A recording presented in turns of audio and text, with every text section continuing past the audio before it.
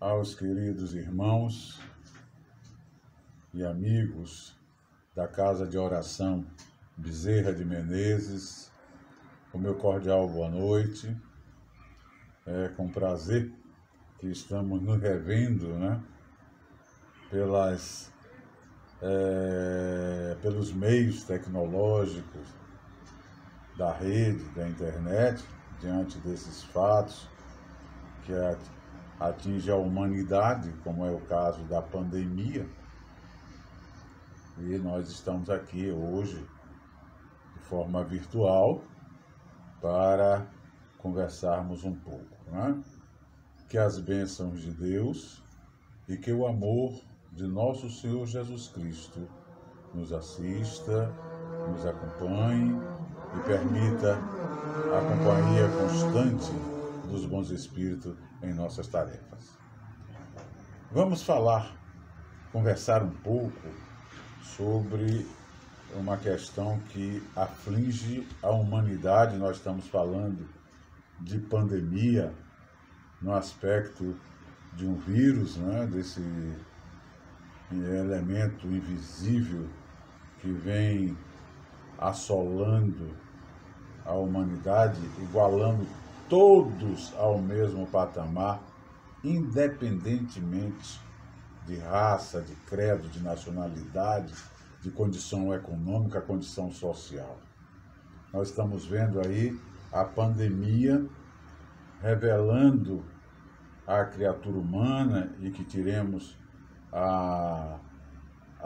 o proveito das lições que aí estão sendo passadas, e não para trazer situações de atrelamento, mas de libertação. Esta pandemia, esse elemento invisível, tem nivelado todos ao mesmo patamar. É impressionante e é bastante significativo isto. Demonstra, acima de tudo, que todos nós, todos os indivíduos, toda a criatura humana, procede da mesma essência, ou seja, como espíritos imortais que somos. E que na condição da trajetória evolutiva da vida física, somos formados da mesma matéria corporal. Daí está todo mundo nivelado por esta ação pandêmica do SARS-CoV-2, que é o vírus que provoca a Covid-19. Tudo bem, esta pandemia está aí, todo mundo estabelecendo novas atitudes, buscas incansáveis para que possam ser atenuados, mas nós convivemos já há muito tempo com uma pandemia e que é de um índice letal enorme e que nós não nos preocupamos em promover urgentemente a instalação de uma vacina adequada,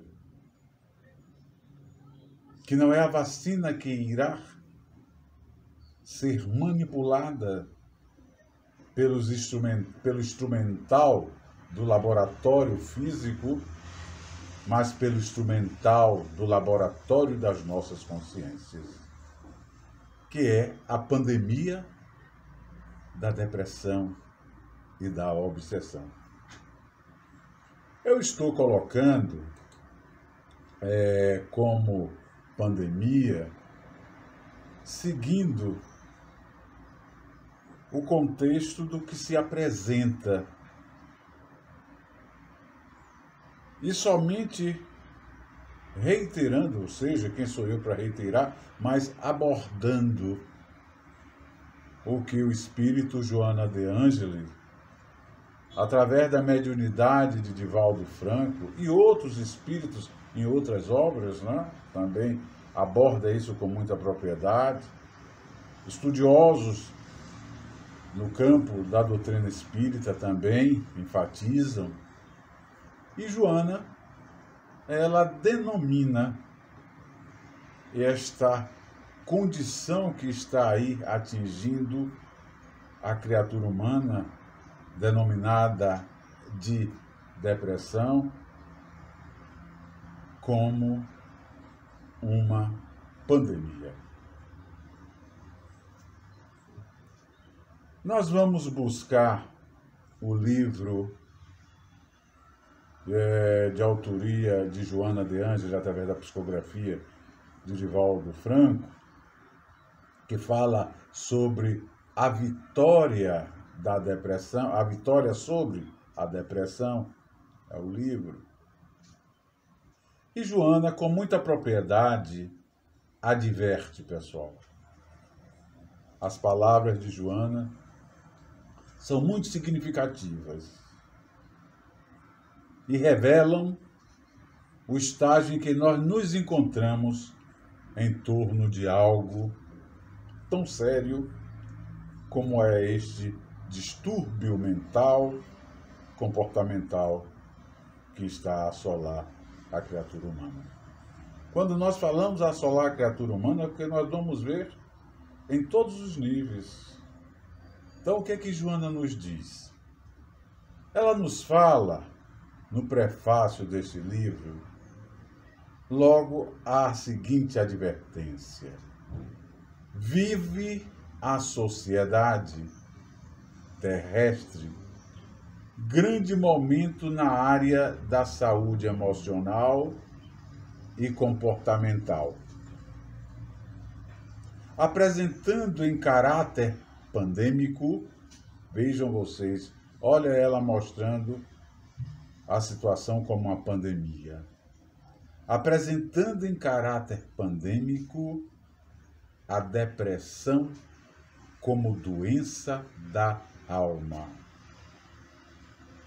avassalando os mais variados segmentos sociais.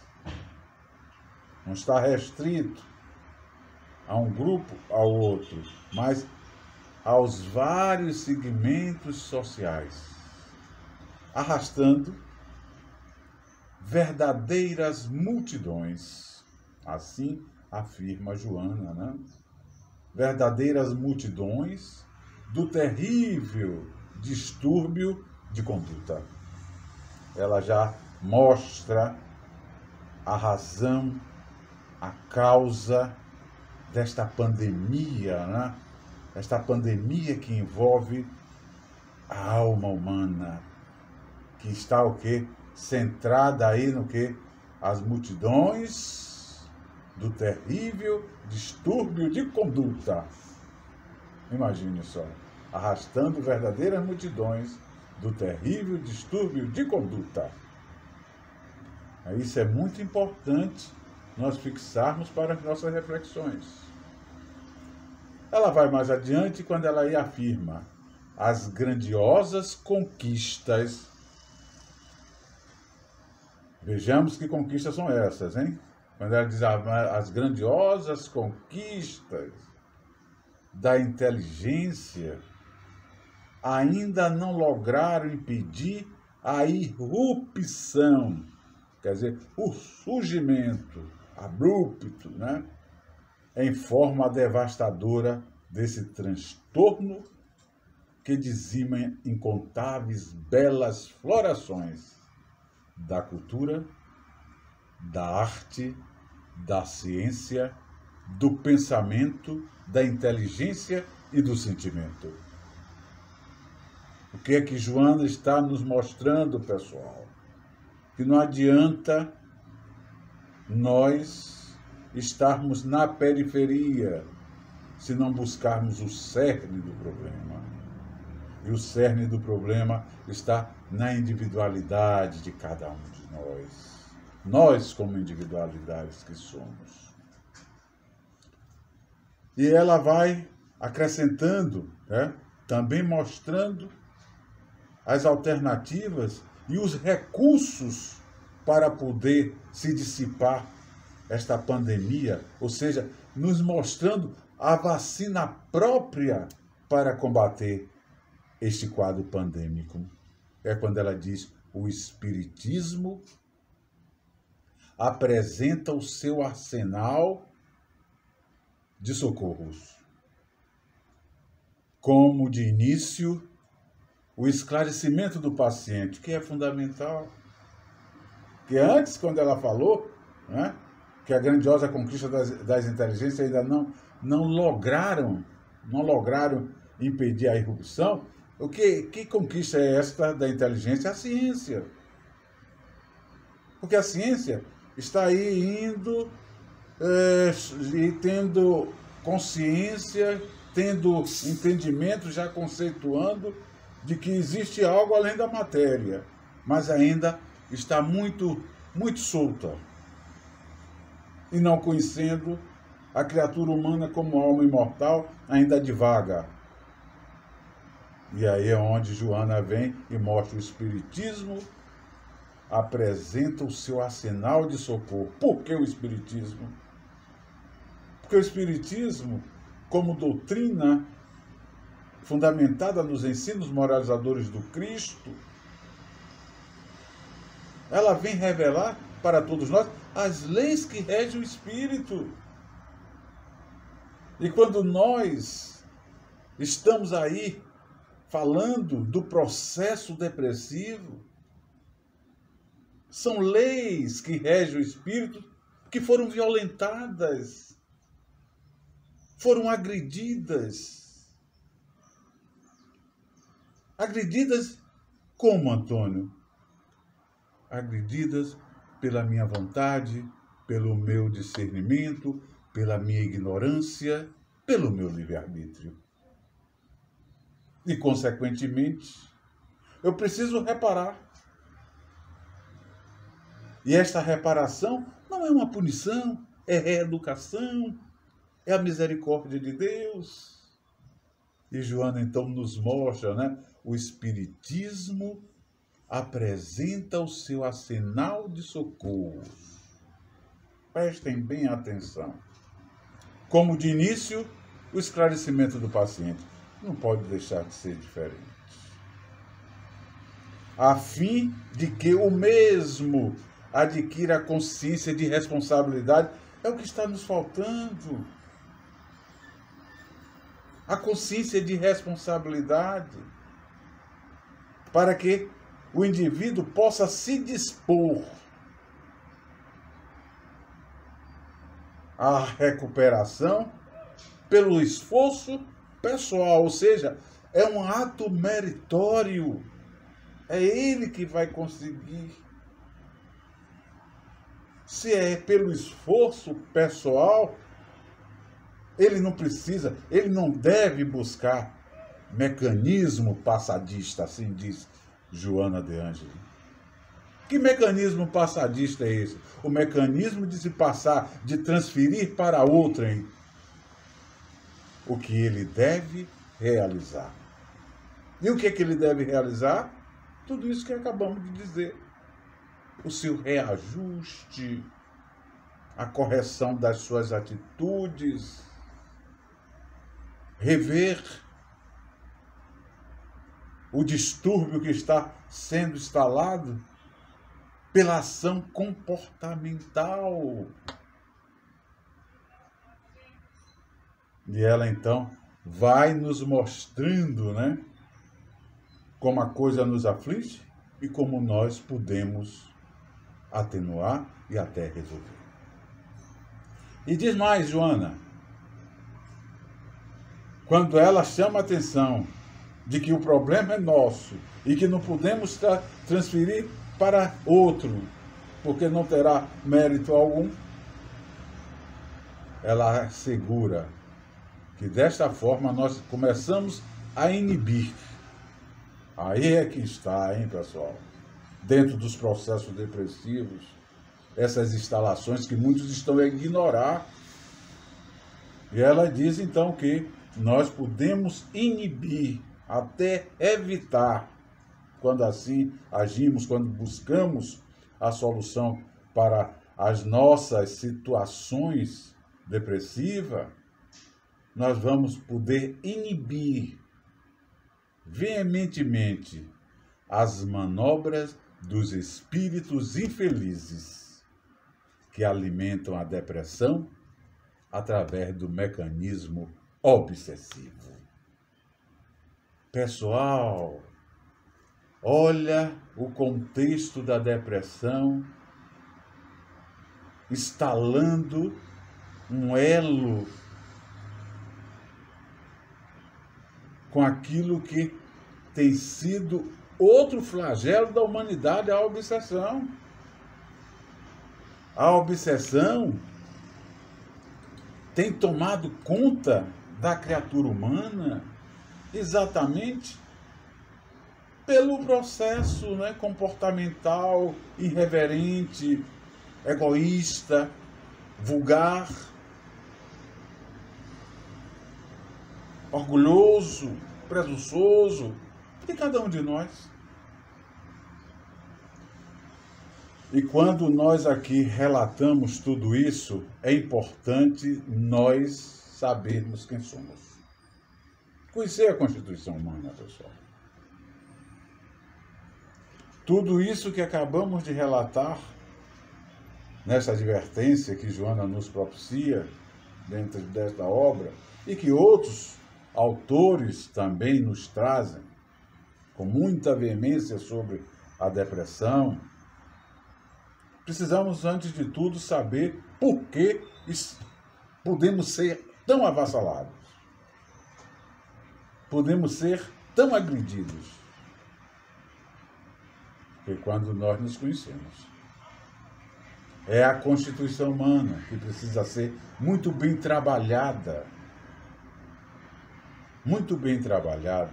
porque a criatura humana, o homem, não está circunscrito pura e simples a um corpo físico, mas ele transcende a própria materialidade.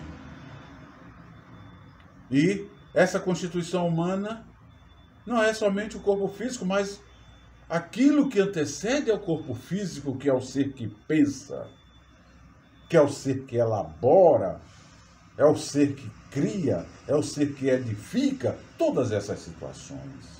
E quem é esse ser? O espírito imortal. Então, antes de estarmos no corpo físico, experimentando todas essas situações, nós precisamos ter a consciência de que somos espíritos imortais, trazendo na trajetória das nossas vidas ou das nossas existências a necessidade cada vez mais do aprimoramento. Como espírito, nós somos o princípio inteligente do universo. Quando Deus nos cria, quando Ele nos delega a oportunidade da existência física, passamos a ser espírito portador de uma individualidade, que são as nossas energias imortais, que é o perispírito. Então, espírito, princípio inteligente do universo, com o perispírito, quer dizer, o espírito já pronto para ir para a existência física, porque ele tem uma individualidade. Ele passa a ser princípio inteligente do universo, devidamente individualizado. E quando ele recebe, quando ele tem esta individualidade, Deus lhe outorga com misericórdia, com justiça, com perfeição, os atributos inerentes a esse espírito desenvolver a sua caminhada na obra da criação, ou seja, a sua caminhada evolutiva para Deus. Os atributos da inteligência mais aperfeiçoada que nós encontramos na criatura humana, mais alargada, diferente dos outros seres. Só na criatura humana nós encontramos a inteligência como nós sabemos. Nos outros nós vamos encontrar a inteligência, mas nos seus vestígios, conforme for a escala zoológica dos mesmos.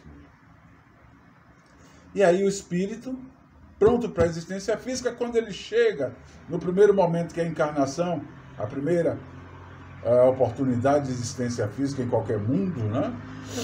Onde ele gerou o mundo que ele se afinizou para poder gerar o seu perispírito, e para lá ele vai se dirigir para desenvolver a sua trajetória evolutiva.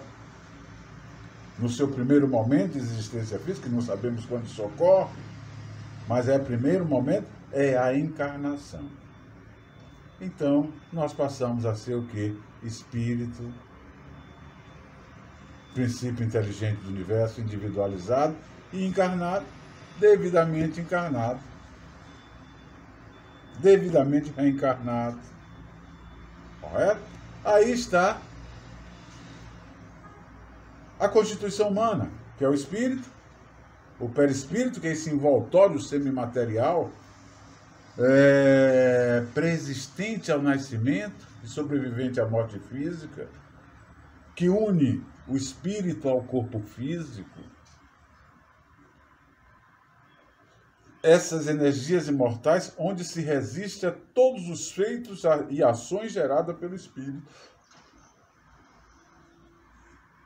que vai refletir no corpo físico, é onde está aí o mecanismo desses processos depressivos, pelos nossos feitos, e registrado uma vez no perispírito, vai se refletir no corpo físico das existências, conforme for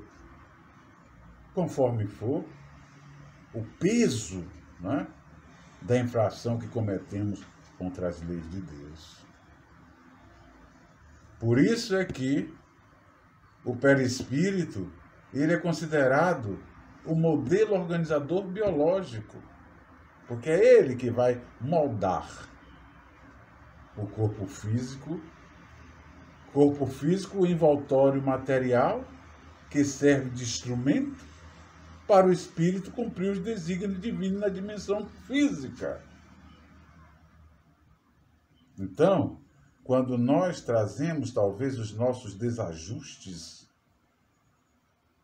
a nível de organização fisiológica do corpo físico, receptivo a uma carga maior neuronal de determinadas substâncias, está ali, olha, vinculada às nossas desorganizações perispirituais. E isso, Antônio, então vai ficar o resto da vida assim? Não. É possível se corrigir. É possível nós retificarmos. E nós retificamos através do perispírito, modificando as nossas energias vibratórias. Como? Porque quem sou eu? Espírito. Sou eu que penso. A vontade é minha. Se eu imprimo vontade de amor, amor se refletirá. Se eu imprimo a vontade de ódio, o ódio irá me cambiar. Então aí é onde está o quê? Conhecendo a criatura humana como espírito imortal, princípio inteligente do universo, é o ser que pensa, é o ser que elabora as suas emoções. O perispírito só faz refletir aquilo que nós queremos. É energia, e a energia toma a forma daquilo que você emite.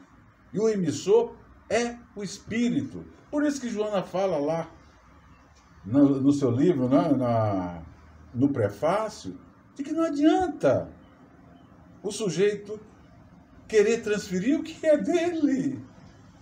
Para alguém não vai transferir. Então cabe ele buscar o quê? Repensar, rever, mergulhar, onde ele precisa se corrigir. E aí é onde nós vamos ver a ação do pensamento, pessoal. O que é o pensamento? Ato ou efeito de pensar, refletir, meditar, processo mental que se concentra nas ideias. É o produto da nossa realidade. É esse produto que nos revela o sujeito.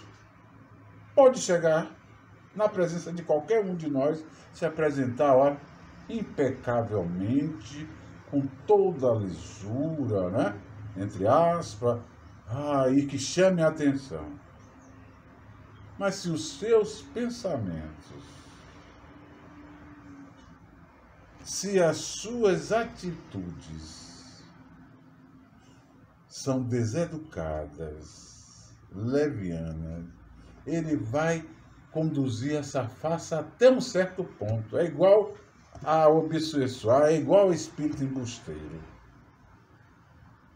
O embusteiro, ele fala aqui palavras de efeitos, ele traz conceitos pequenos, muita fala, muita prosopopeia e pouca mensagem edificante, construtiva. É assim. Então nós percebemos logo. E aí, se insistimos, a máscara cai. Assim são as criaturas no contexto da trajetória evolutiva da vida física. Nós podemos ver subjetivamente a qualidade, podemos perceber, né? Subjetivamente a qualidade do pensamento das pessoas, por suas atitudes, pelo seu modo de se conduzir, pelo modo de tratar em qualquer circunstância, não em determinados momentos. Tem um sujeito que é de um jeito aqui, ali ele é de outro. Entende? Respeite, é um irmão encaminhado e passa para ele o exemplo da melhor conduta. Então, o pensamento, ele vai expressar o âmago de cada um de nós. Conforme a qualidade do pensamento, a energia será boa ou ruim. Eu posso estar aqui maquinando uma boa ideia, né? uma boa apresentação, mas a ideia está maquinando atitudes indevidas. E meu perispírito vai estar ok, vibrando com o que eu realmente estou pensando. Se ele vibra com o que eu estou pensando, se é essa situação fascista, né? Falsa, improcedente, eu estou refletindo para quem enxerga o meu perispírito essas situações deletérias. É onde nós encontramos, né, pessoal, aí os efeitos da ação dos nossos pensamentos. É o que nos leva a rever, no quadro do processo depressivo e da obsessão, a avaliar as nossas condutas. Condutas essas que nos levam ao quadro depressivo e estabelece o link para o processo também, o processo depressivo, com um processo, com um transtorno obsessivo. Ora, que condutas são essas que nos trazem à depressão? A insegurança obsessiva. Por que eu estou inseguro? Porque eu tenho ansiedade inexplicável. Porque eu quero chegar aonde eu não me preparei. E ainda vou me colocar, às vezes, até como preterido, como injustiçado. Olha que conflito eu começo a gerar para mim mesmo. E o que é que ocorre? Nós vamos perceber, né, dentro dessa insegurança obsessiva, essas marcas, essa ansiedade inexplicável. Eu estou querendo aquilo que não procede. Nós vamos observar como condutas que levam à depressão o hábito sistemático de queixas improdutivas. Minha gente, como está todo mundo se queixando. E de quê? De quê? Entra um pensamento do Espírito Acordare, no Evangelho segundo o Espiritismo, no capítulo 7, que ele diz com muita propriedade: homens, por que vos queixais? porque vos queixais das calamidades que vós mesmos amontoastes sobre as vossas cabeças. E ele explica: não desprezastes a divina e santa doutrina evangélica do Cristo? Pronto. E aí nós ficamos sempre nesta queixa, né? Nesta queixa inexplicável. A descrença que está no ato de se viver. Ah, não tem mais jeito. E isso nos assola. Bate o desânimo. E a adversidade quer isso mesmo. Quebrar as nossas forças para instalar a sua ação deletéria. A indisposição de se conviver com os diferentes. Por que eu tenho que impor aquele conceito que eu acho que é meu, que não é da maioria, sobre os outros? Nem que fosse da maioria ou da minoria, respeite. Alguém diverge de você, respeite, trate como irmão. Se você tem consciência daquela improcedência, continue na relação humana adequada e passe exemplo que mais adiante, se aquele irmão estiver errado, estiver enganado, melhor dizendo, ou você, alguém vai se corrigir. E nada dessa coisa impositiva, determinante, arrogante, até intolerante, e que está surgindo aí os conflitos, né, da ordem de preconceitos, de ofensas generalizadas, de agressões mútuas. Nós vamos ver que tudo isso nos leva a um processo depressivo, porque nos magoa, nos machuca, nos trazem marcas. Por isso é que Joana diz que é uma doença da alma. Nós vamos observar que dentro dessas condutas, a inveja do sucesso alheio. Olha, fulano, né? Conseguiu isso como? Ô, meu irmão, respeite. Fulano não conseguiu, vá lutar para você conseguir outras coisas tão quanto fulano. Em vez de estar se dando aos cuidados da primazia do falar mal, do denegrir, do depreciar as pessoas. Né? Outra marca que levam ao processo depressivo é a decisão do não saber perdoar. Todo mundo quer ser perdoado, mas sempre existe uma resistência muito grande naquilo que se chama perdoar o semelhante. Fato hoje desse sentimento de culpa que está por aí afora, o sentimento de perda. Ah, meu Deus do céu. Porque era meu, é meu, porque eu queria. Param com isso, reflete, minha gente. Vamos refletir. Sentimento de perda nos traz assim, marcas incomensuráveis para o resto de uma boa caminhada, que vai ficar marcado a angústia de que se perdeu, que deixou passar. É aquela coisa do meu, do seu, e não do ser. Todas essas ações ou sentimentos são sinais de doença da alma. Todas.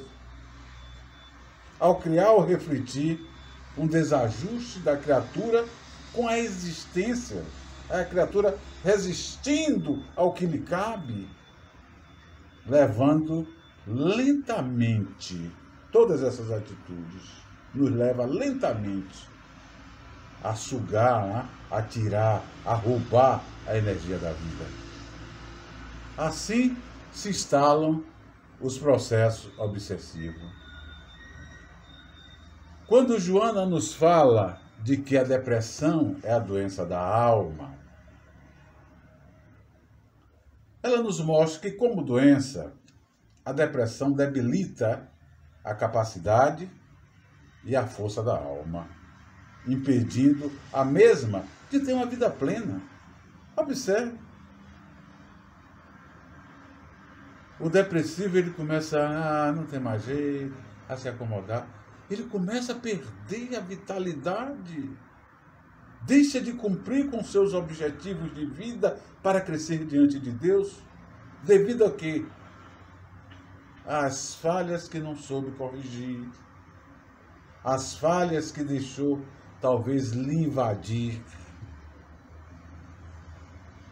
Então, tudo isso decorre por diversos fatores, onde o comportamento infeliz praticado nas existências pretéritas, principalmente, indicam a necessidade de se realizar transformações impostergáveis. Olha a questão daquilo que nós estamos gravando em nossos perispíritos, em nossas energias que nos acompanham vida fora.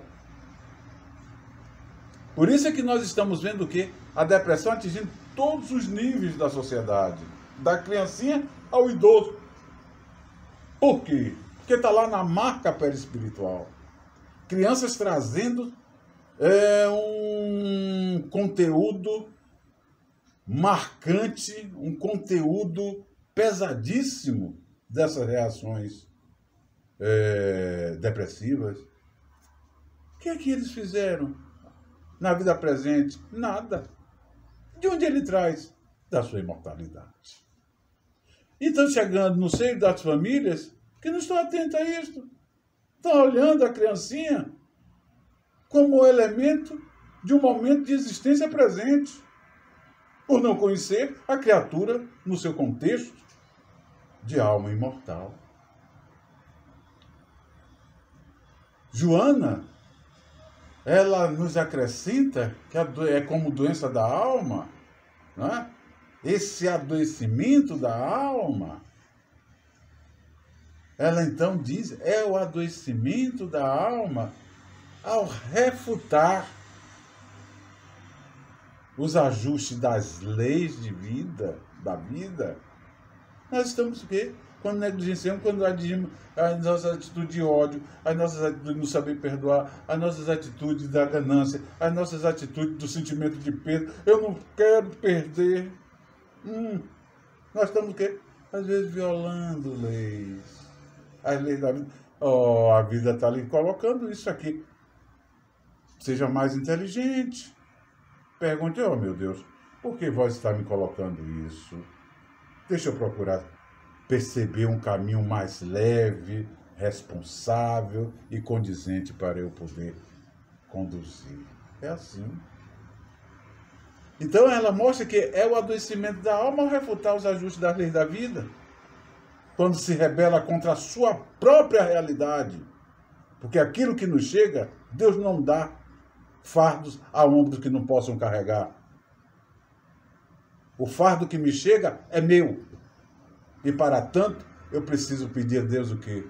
Força, resignação, entendimento e inteligência para poder saber atenuar o peso, que esse fardo pode trazer danos, uma vez que eu não tenho a devida postura para erguer, para movimentá-lo.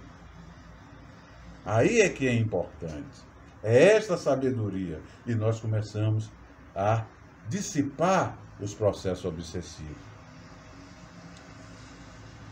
Dissipando, quando nós sabemos entender e não se rebelar contra a nossa própria realidade.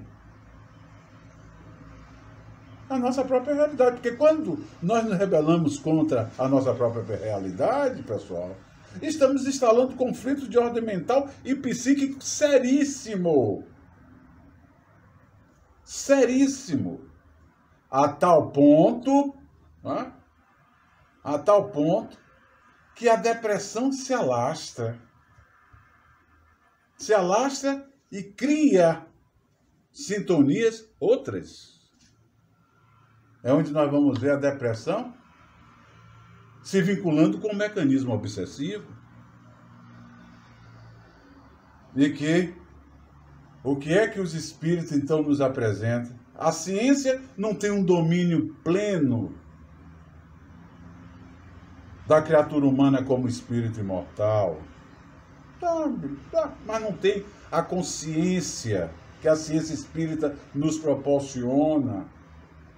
E por não ter a ciência da academia, este entendimento ampliado, divaga, mas age dentro daquilo que lhe cabe, que é agir no controle das leis que regem a matéria. É a prescrição medicamentosa, a orientação de como se comportar, adequando, ajustando a alimentação. Está dentro. Mas vem a ciência espírita, vem a doutrina espírita e nos mostra a intervenção mais ampliada.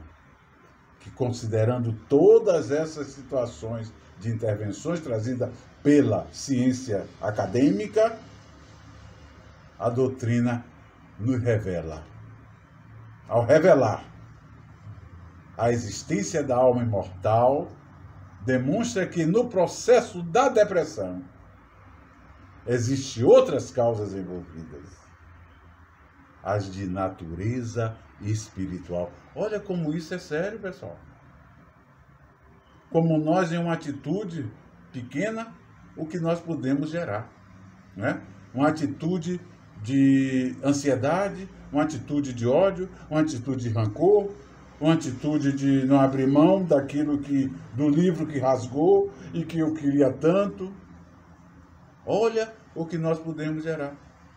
Os vínculos, né? Então, as de natureza espiritual, caracterizada pelos transtornos obsessivos, de grave incidência. Adverte ainda que a maioria dos processos depressivos tem como causa a ação espiritual, uma vez sedimentada pela manifestação dos fenômenos orgânicos, psicológicos ou fisiológicos. O que torna-se ainda mais complexa, ouviu, pessoal? Muito mais complexa em razão, quer dizer, a depressão ela vai se tornar mais complexa ainda, porque não é somente o princípio da alma em si, mas ela já se vinculou a outra, que é a razão da influência perniciosa de outras personalidades desencarnadas. Então, como diz o adágio popular, juntou a fome com a vontade de comer. É onde muita gente está tendo dificuldades, né, para poder conduzir esse distúrbio emocional psíquico que é a depressão. Porque só olha de modo estanque e isto precisa ser olhado de um modo mais amplo. Dentro dessa direção, quando nós olhamos depressão com processo de obsessão, tem autores, e eu sempre busco a reflexão das obras também do professor Dr. Jorge Andréa, né, grande companheiro espírita que hoje está no mundo espiritual, né? Recentemente, tem menos talvez de um ano, que Jorge Andréa partiu para o mundo espiritual, e ele, em seu trabalho Obsessão e Doenças Mentais, ele faz a seguinte advertência. Muitos dos distúrbios, é o que ele nos diz, é o que Jorge Andréa, no seu pensamento de análise, que Jorge Andréa teve a oportunidade de observar muitos comportamentos obsessivos e depressivos, como médico, como psiquiatra. E ele diz, muitos dos distúrbios de ordem mental e psíquica têm origem não em problemas orgânicos, mas em processos desencarnados por obsessores. Está aí. Está aí. A gente está pensando que tá o obsessorzinho aí trabalhando, porque porque o obsessor é forte, é super-homem? Não. Sabe por quê, pessoal? Sabe por quê? Porque o obsessor, ele não é mais nem menos do que aquilo que nós proporcionamos. Ele é o indivíduo que nós convidamos. A obsessão não é mais nem menos do que a ação constrangedora que o espírito obsessor exerce sobre o indivíduo, o obsediado, é óbvio, devido às imperfeições morais. E é bom que saibamos que é um processo lento de fixação, por sua vez, de demorada erradicação. A obsessão. Porque exige a transformação do obsediado. O obsediado é que quebra os vínculos. O obsessor não chega porque ele é forte, mas porque nós convidamos. E quando nós convidamos, nós abrimos as nossas comportas e a instalação do processo ocorre. Todavia, o Espiritismo se apresenta como um socorro. Socorro que, ao promover esta ação socorrista, a doutrina nos propicia inicialmente o esclarecimento do paciente, que é de fundamental importância, para que ocorra a otimização do mesmo em adquirir a consciência de sua responsabilidade. Isso permite uma disposição de se recuperar através do esforço pessoal. É o mérito do indivíduo. Olha a doutrina mostrando o que nós podemos fazer. E alerta para a não utilização do mecanismo passadista, aquele mecanismo que Jonas chama a atenção, passadista de transferir para o outro o que a ele pertence. E enfatiza o empenho para conseguir a própria transformação moral para melhor aplacar o ódio, o ressentimento das suas vítimas de ontem. Porque a obsessão é isso. Os nossos cobradores é aqueles que nós importunamos ontem e que estão a ele. Ou seja, que rompemos leis e essas leis precisam ser equalizadas, recompostas, reequilibradas. E nós vamos ver o Espiritismo como esse socorro e ela se concretiza, com a terapêutica espírita, que se fundamenta, acima de tudo, nos ensinos moralizadores do Cristo, na prática do hábito saudável da oração, dos bons pensamentos, dos diálogos que enriquecem a alma. Aí vamos para o que, como terapêutica espírita, a fluidoterapia, através do passe, da água fluidificada e da desobsessão. E a doutrina espírita nos alerta que, além dessa assistência espiritual, recomenda veementemente que o indivíduo procure intervenção médica e psicológica. Aí se fecha, o que realmente ele precisa para poder se libertar desse jugo que cabe a cada um de nós quebrarmos os elos da algema tão dantesca que aniquila tantas vidas, como nós estamos assistindo, através do suicídio, através do confinamento, através da inutilidade das pessoas em relação a si próprio. Então, está aí o que tínhamos para passar sobre essa temática, que a misericórdia de Deus e que o amor do Cristo reine em nossas consciências, agora e sempre. Um grande abraço para todos vocês, hein? Espero, dentro em breve, estarmos juntos, presencial, para que nós possamos realmente permutar mais próximo. Fiquem com Deus. Um grande abraço.